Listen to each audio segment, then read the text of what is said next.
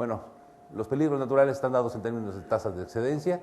Las tasas de excedencia son descripciones completas de la ocurrencia, se consideran el sismo y el viento, podrían considerarse otros, y esa es una en términos de lo que parece que ha sido conveniente y práctico para describir el peligro.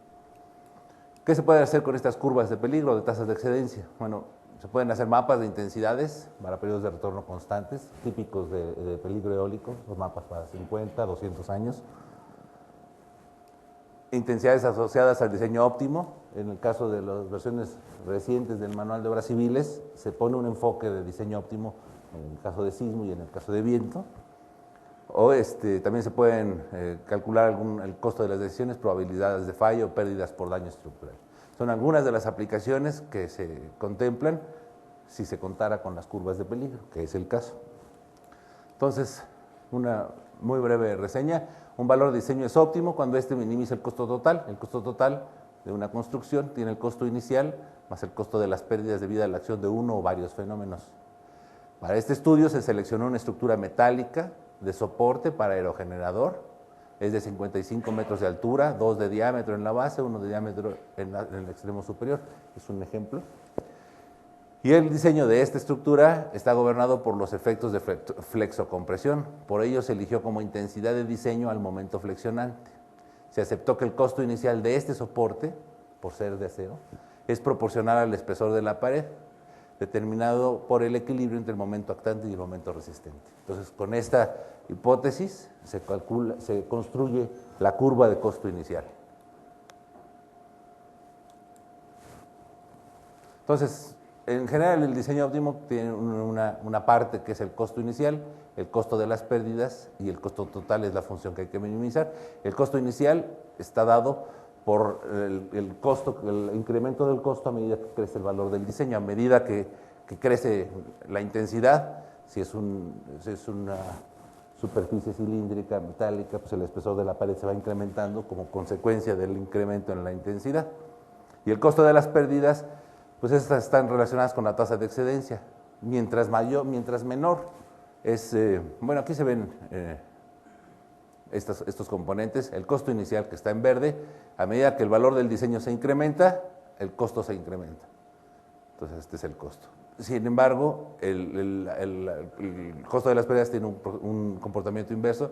Si el valor del diseño es pequeño, es decir, al inicio la construcción se hace con un coeficiente o con un valor de diseño pequeño, hay grandes pérdidas producto de los efectos de las acciones naturales sobre la estructura. Si el valor del diseño se incrementa en el inicio, las pérdidas esperadas son menores. Esto está controlado por la tasa de excedencia. La tasa de excedencia tiene un comportamiento similar. Cuando la intensidad es pequeña, la tasa de excedencia es grande y viceversa. Si la intensidad es grande, la tasa de excedencia es pequeña. Q es un factor que indica la importancia estructural. Entonces, para los que están familiarizados con la clasificación de las estructuras por su importancia, estructuras del grupo B y del grupo A, es aquí donde está la diferencia, rescatado del manual del 93.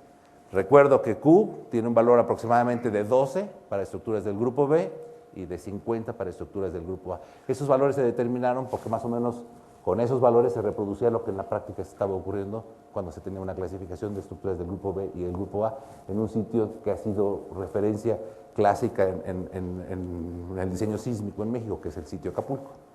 Bueno, entonces se trata de minimizar el costo total.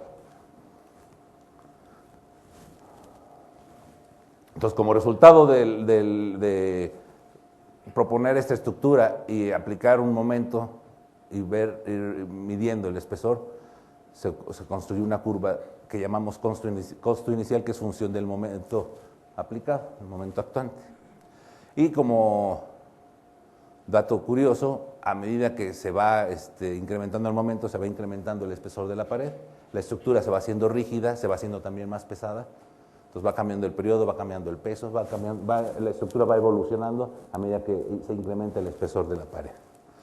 La fórmula o la expresión que obtuvimos para describir el costo inicial es 1 si el momento es menor que una cantidad, que fueron 620 toneladas, y esta cantidad, que es una recta, si el momento fuera mayor.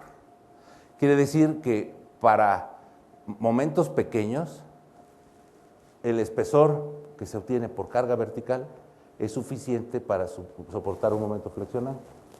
Entonces es un momento resistente gratuito el que se tiene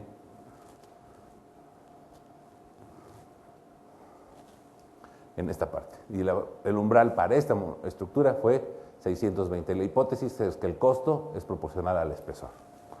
Entonces hay otros comentarios, por ejemplo, con las especificaciones dadas en la literatura, algunas normas, se obtienen las fuerzas laterales necesarias para producir los momentos actuantes, es decir, dado un momento, cuál es la carga sísmica o eólica que se necesita para explicarlo, o cuál es la necesaria. Una vez obtenidas estas relaciones entre momento actuante, velocidad de viento, y momento actuante, aceleración espectral, se determinan las tasas de excedencia del momento actuante por sismo, por viento o por ambos. Es decir, si tengo un momento de 3.000 toneladas y quiero saber cuál es la aceleración, por decir, son 200 gales, la tasa de excedencia de esos 200 gales es la que le corresponde a esas 3.000 toneladas para este aerogenerador, porque el momento es función de la estructura, por la forma de la estructura. Si la estructura es una estructura muy ligera, necesitamos una carga sísmica muy grande para producir un momento. Si la estructura es muy masiva, se requiere una carga sísmica menor. Igual si tiene un área expuesta muy grande, con una carga eólica pequeña se puede lograr en un momento, a que si se tuviera una área expuesta pequeña, se necesita mucho más carga eólica para producir el mismo momento. Entonces el momento es función de la estructura. Y una vez que está definido el momento y el modelo estructural, pues la carga sísmica o eólica tiene una tasa de excedencia que se asigna al momento. Perdón, a ver, un último párrafo ahí. Entonces, con ello se pueden obtener los mapas de momento resistente óptimo para varios valores de importancia estructural, que son los que vamos a ver.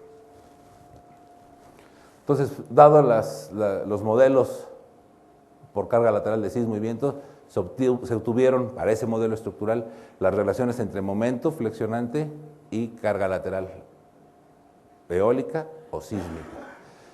Aquí conviene mencionar que, por ejemplo, en la carga sísmica, a medida que evoluciona el momento, va cambiando el periodo estructural. Es una estructura de 0 al 1%, y las tasas de excedencia están para algunos periodos, hay que interpolar, y además están al 5%. Entonces hay que hacer esas correcciones para poder determinar cuáles son las tasas de excedencia del momento. Es decir, si este es el momento de interés y esta es la aceleración que lo produce, la tasa de excedencia de esta aceleración se le asigna a este momento, y así en todo este problema. Entonces, de esta forma construimos la expresión del momento del costo total, el costo inicial, el costo de las pérdidas, con la suma de las tasas de excedencia del momento por sismo y por viento, y el costo total. Esta sería la curva de momento para el sitio Acapulco, que no se dice, para viento.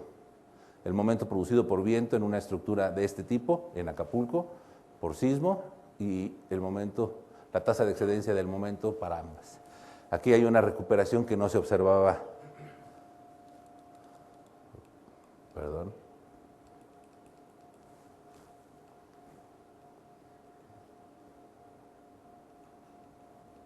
Estas tasas de excedencia, parece ser que su tendencia es, bueno, en sismo, y tanto en sismo como en viento tienen este comportamiento cuando la intensidad es grande. Sin embargo, observamos que para estos aerogeneradores, al describir la tasa de momento, se recupera la tasa de excedencia. Esto es debido a que a medida que crece el momento, los periodos estructurales se reducen y crecen las intensidades. Bueno, otra observación es que para este sitio, el sitio Acapulco, y para este aerogenerador, más o menos para un momento de 600, es la frontera en donde para momentos menores el que rige es el viento, y para momentos mayores parece ser que es el sismo. Y esto ocurre en algunos lugares. En otros, la curva de viento, parece ser que las curvas de viento gobiernan sobre las de sismo en todo el país, en este ejemplo, en este tipo de estructuras. Cuando se comparan las tasas de excedencia de momento, se observa eso. Sin embargo, llega a haber algunos sitios en donde se cruzan, y entonces se ocurren algunas cosas curiosas. Entonces, si vimos para estas tres ciudades, Acapulco, Cancún y Toluca, las razones, pues es porque hay personas de Acapulco, de Cancún y de Toluca aquí, pero no, Acapulco, tiene sismo y viento comparables. Cancún no carece de sismo y Toluca parece ser que carece de ambos, o bueno, de ambos, pero las tasas de excedencia son muy pequeñas, tanto sismo como viento en este caso.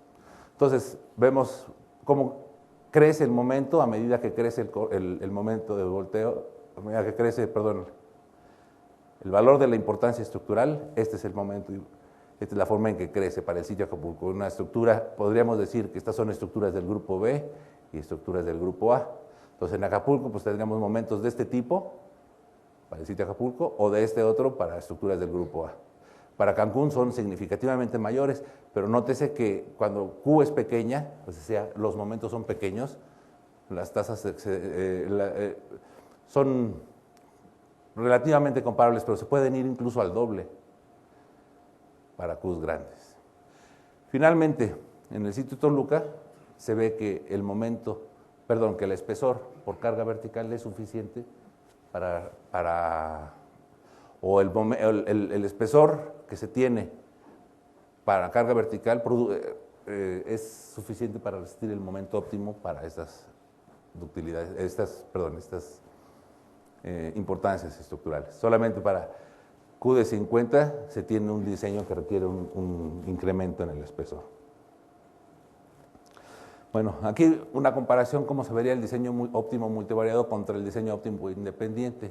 Entonces, por ejemplo, escogiendo el sitio Acapulco, si solamente estudiamos el viento, vemos que el momento es 982, esta es la velocidad asociada. Si solo fuera sismo, serían 769, o sea, una aceleración sísmica de 252 al periodo estructural que le correspondiera. Finalmente, si lo hacemos multivariado, veríamos que el momento está entre ellos, es 945.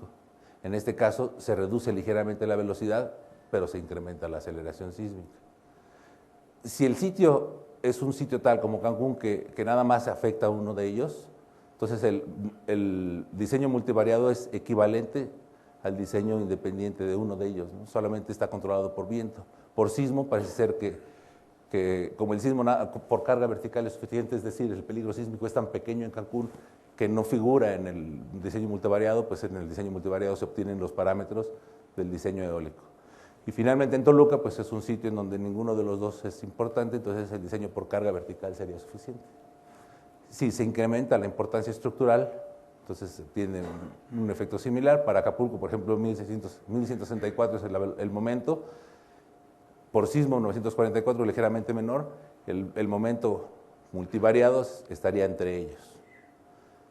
Para el sitio Cancún sigue creciendo el momento por viento, por sismo sigue siendo insuficiente esta importancia estructural, aún el sismo no es significativo, por lo tanto el diseño multivariado es equivalente al diseño eólico. Y Toluca en este caso, el diseño eólico está dado por la solución de por diseño por carga vertical. El diseño sísmico sí tiene es ligeramente significativo, entonces el diseño multivariado equivale al diseño sísmico. Es más o menos una comparación de lo que estaría pasando considerando uno o los dos. Entonces aquí se ve cómo se distribuye el cortante. Recuerden que momentos menores que 620 es el diseño por carga vertical. Entonces, por sismo, solamente en esta parte habría un incremento ligero. Entonces, todo lo que es amarillo sería diseño por carga vertical para una importancia estructural de 5. De 10, pues empiezan, las cotas son las mismas para poder compararlas. Entonces serían 20 y 50. Quiere decir, que es el multivariado, que esta región de México, el diseño por carga vertical es suficiente para que una importancia estructural del tipo del grupo A sea diseñado solo por carga vertical, es óptimo. Entonces ahora queremos ver la tasa de falla, a ver qué pasa considerando estos valores. Entonces, no me voy a meter en detalles, simplemente la tasa de falla es el número de veces por año en que la carga excede la resistencia. La resistencia tiene una distribución, no es una cantidad determinista. Si fuera determinista, la tasa de falla es el número de veces que la carga directamente excede la resistencia, pero teniendo una distribución de este tipo, tendríamos que en este término estaría la probabilidad de exceder un valor de diseño. Entonces, considerando esto y las tasas por cierto, esta cantidad que está aquí, junto con esta, es el número de eventos que tienen magnitudes o intensidades entre el momento M0 y el momento M0 más delta M. Ese es el número de eventos con ese tamaño, multiplicados por las veces en que esos producen, exceden la resistencia estructural. Entonces aquí está, ¿qué pasaría con el momento resistente constante? Es decir, diseño no óptimo. Entonces tendríamos algunos valores de interés, 620 por ser el nominal para la carga vertical, 1000, 1500 y 2000. Entonces, solamente así un vistazo rápido, lo mismo ocurre en cualquiera de ellas, pero por ejemplo en veríamos que en Acapulco, si tomáramos 1000, este sería el orden de 10 a la menos 3 tasas de falla.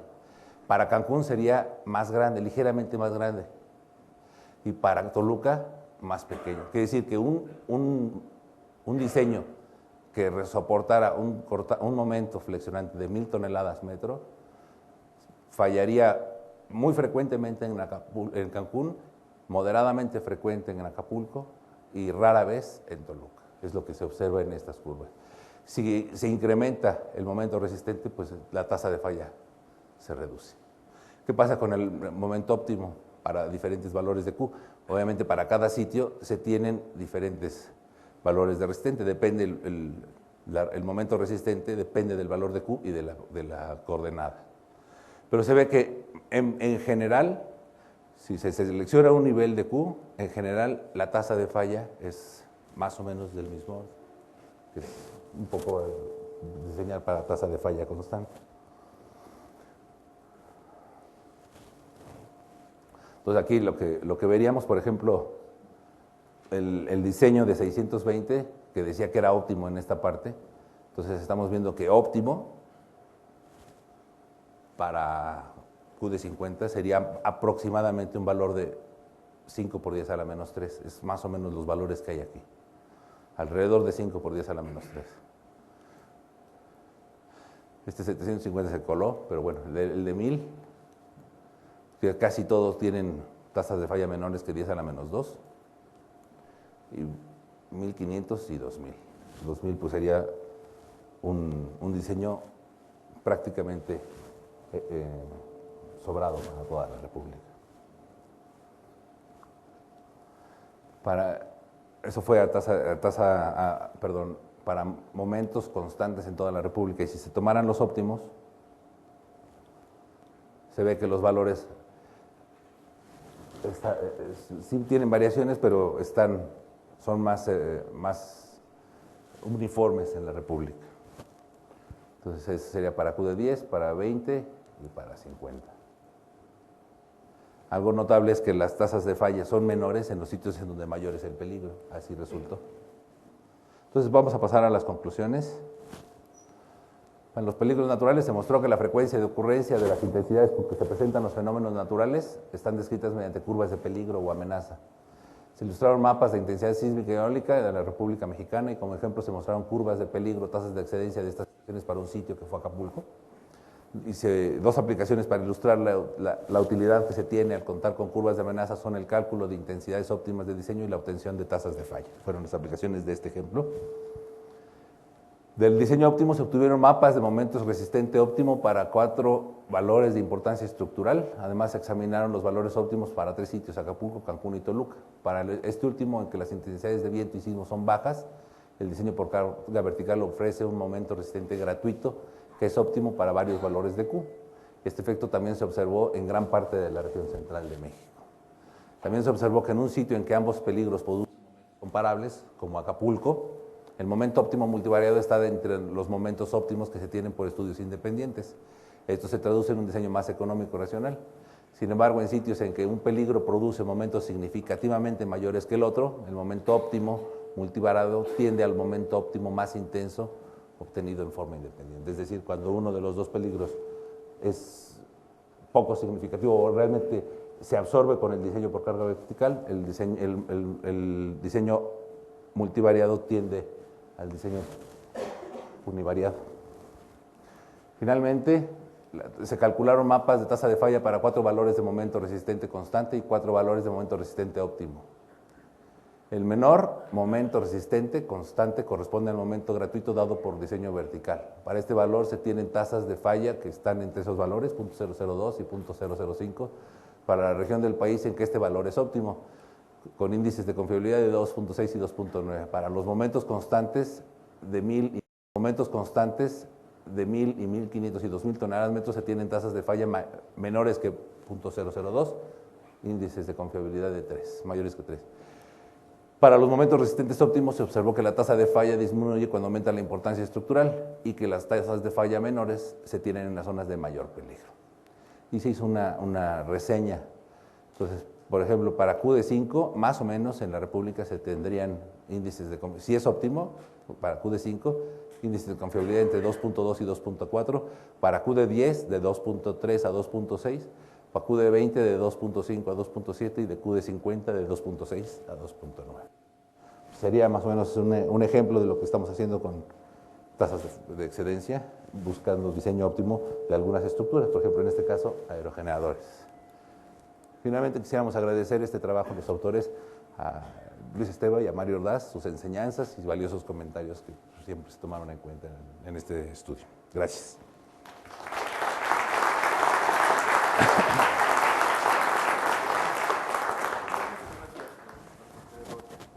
Vamos a pasar a la siguiente etapa, vamos a la etapa de discusión. Entonces le voy a pedir a los dos conferenciantes de ahorita que pasen al estrado.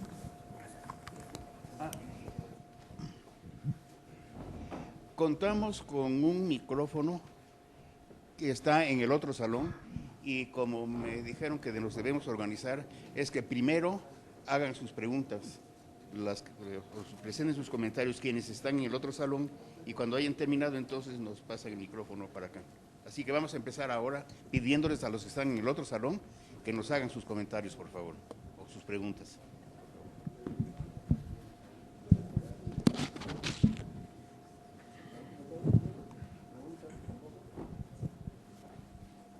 En el otro salón no hay ningún comentario, doctor Esteban, ninguna observación, ninguna consulta.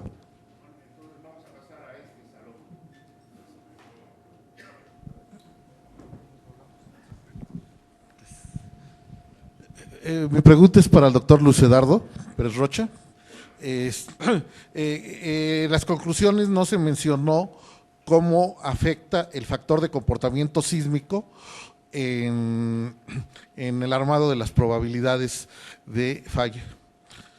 ¿Se tomó en cuenta, no se tomó en cuenta o qué consideraciones hicieron al respecto?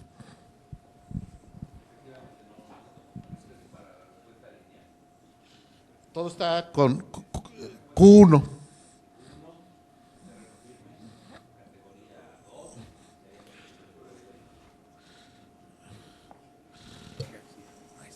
Gracias. Es terreno firme, categoría tipo 2 me parece, ductilidad 1. Son algunas de las hipótesis que se hicieron. No se mencionó, o no las… No las mencioné, pero sí se tomaron en cuenta. Ok, gracias. Además, factores de carga unitarios. La pregunta es para el doctor Pérez Rocha, Luis Eduardo. Algo que me llamó a mí un poco la atención a la hora de ver tus mapas acerca de lo que serían los costos y todo eso por viento, es que yo me esperaba unos lunares fuertes por el istmo de Tehuantepec, ¿ah? Y por la zona de La Rumorosa, y ahí lo vi como medio amarillito, la ventosa, sí. Y los vi bastante amarillitos, de hecho me estaba fijando ya en las últimas que estaba más el lunar por la zona de lo que sería Villahermosa y Coatzacoalcos. Entonces, siendo pues dos de los lugares más famosos del país y donde se supone que porque el viento es bastante importante, es donde se van a poner estos generadores, no sé si te has puesto a estudiar o a ver por qué eso no sucede en el procedimiento que tú pusiste, lo que es la parte de viento. Ya otra cosa es cómo combinas viento y sismo, pero eso mejor lo platicamos después. Bueno. ¿Contestó? Sí, si se observa el mapa de viento que viene en el manual, ahí vas a ver que en la Rumorosa y en la Ventosa no son los sitios de mayor intensidad eólica. Los sitios de mayor intensidad eólica, y si no, por ahí debe estar el doctor Alberto, que me puede ayudar. Acá está. Están en las costas, principalmente en las costas del Atlántico, primero. Y segundo, resulta que los aerogeneradores, los que los diseñan, aquí los traen armados, cuando llegan a México ya están diseñados. Bueno, las personas que los diseñan para periodos de retorno de 50 años, porque parece ser que esas velocidades son las velocidades de operación y se diseñan el soporte como para 200 años. A lo que voy es a esto, estas estructuras no necesitan los vientos más intensos del país para funcionar. No los ponen en Cancún porque pues, la tasa de falla es alta y entonces mejor los ponen en el Istmo que pueden funcionar, pueden generar y más probabilidades de sobrevivir. Bueno, buenas noches. Mi nombre es Eduardo Ismael y quisiera hacerle también al doctor Pérez Rocha una pregunta. Usted ya lo mencionó, de hecho era una de mis preguntas, que la descripción de las tasas de excedencia de intensidades sísmicas se consideran para terreno firme. Entonces, ¿qué esperaría usted si consideramos ahora las condiciones locales de los diferentes sitios, en caso de que ya haya sitios situados? ¿Sus conclusiones serían las mismas a las que presentó o cómo podría usted, bueno, se tendrían que incluir o no los efectos locales, pues? Por ejemplo, esto de utilizar un mapa óptimo y luego meterle factores para considerar las condiciones locales ya se ha usado. De hecho, así está hecho el manual del 93, está por zonas hasta donde entiendo, con coeficientes y fronteras óptimas, manual del 93, y luego con factores se toma en cuenta los efectos de sitio. En el manual del 98 se buscó la misma tendencia, o sea que un mapa general para terreno firme y luego tomar factores. Así mismo se hace para viento, un tipo de terreno, una categoría de terreno y con factores se consideran las condiciones locales. No podríamos, o sea, tendríamos que, por ejemplo, suponer una hipótesis, un tipo de suelo, un estrato arcilloso de 40 metros con 80 de velocidad, periodo de 2 segundos, tipo SST, en toda la República para estudiar ese estrato. Pues no. Entonces mejor lo estudiamos en terreno firme y localmente tomarías en cuenta los efectos de sitio y de interacción. Doctor Sánchez Sesma.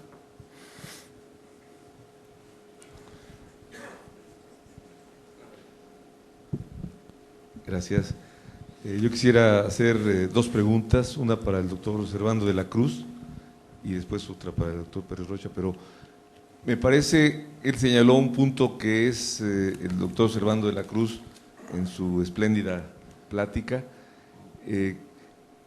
que hace falta desarrollar criterios para predecir y creo que ya está llegado el tiempo en que se puede, porque los sismos lentos permitirían, con una instrumentación adecuada, con énfasis en los desplazamientos verticales, probablemente construir un modelo unificado de cómo está portándose la corteza para esta, pues ahora sí que empresa que parece muy interesante. ¿Qué comentarios nos tiene al respecto, doctor? Desde luego, los procesos que de alguna manera le dan el carácter determinista, y yo creo que el problema fundamental es que no los hemos buscado con precisión. Siempre la metodología general de observaciones ha sido hacia los eventos, hacia las manifestaciones grandes, hacia los grandes sismos, los grandes temblores o los temblores arriba de cierta magnitud. El ruido normalmente se filtra, lo quita y ahí está la información. Yo creo que uno de los problemas centrales está en los criterios de buscar donde no hemos buscado antes y es donde están dando los resultados. Por ejemplo, esto de los tremores no volcánicos, bueno, antes quizás se consideraba ruido en un momento determinado y ahora que empieza a aparecer y se le presta atención, yo creo que vamos por buen camino hacia la predicción.